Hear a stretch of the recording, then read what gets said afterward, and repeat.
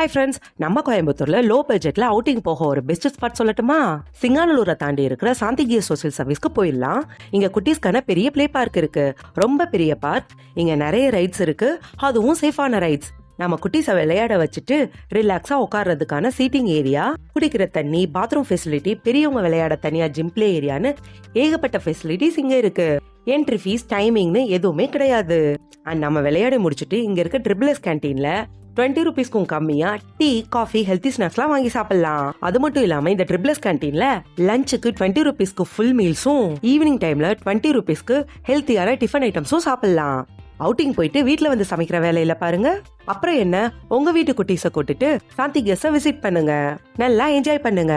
நம்ம சாந்தி கெஸ்ட்ல இருக்க ட்ரிபிள்எஸ் கேன்டீனை பத்தி இன்னொரு வீடியோல டீடைலா சொல்றேன். தேங்க்யூ, டாடா.